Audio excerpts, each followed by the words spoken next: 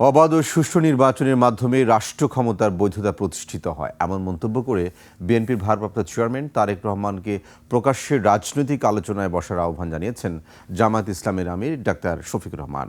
তারেক রহমানের নাম উল্লেখ করে নিজের ভেরিফাইড ফেসবুক পেজে দেওয়া এক স্ট্যাটাসে ডাক্তার শফিকুর রহমান বলেন, একটি অবাধ ও সুষ্ঠু নির্বাচনের মাধ্যমেই রাজনৈতিক বৈধতা প্রতিষ্ঠা সম্ভব। নির্বাচনের স্বচ্ছতা ও গ্রহণযোগ্যতা না থাকলে কোনো সরকারই জনগণের পূর্ণ আস্থা অর্জন করতে পারে না। ন্যায্যতা ও জনবিশ্বাস ছাড়া কোনো নির্বাচনী ফল জনগণের আস্থা পায় না। স্ট্যাটাসে চলমান রাজনৈতিক পরিস্থিতি, জুলাই বিপ্লব পরবর্তী বাস্তবতা এবং ভবিষ্যৎ শাসন ব্যবস্থার নৈতিক মানদণ্ড নিয়ে নিজের অবস্থান তুলে ধরেন জামায়াত আমির। স্ট্যাটাসে গণমাধ্যম ও জনসমালোচনার মুখোমুখি হওয়ার উপর গুরুত্ব আরোপ করে জামায়াত আমির বলেন, রাজনীতি অবশ্যই জবাবদিহিতামূলক ও স্বচ্ছ হতে হবে। সমালোচনাকে স্বাগত জানানোর মানসিকতাই একটি সুস্থ রাজনৈতিক সংস্কৃতির ভিত্তি।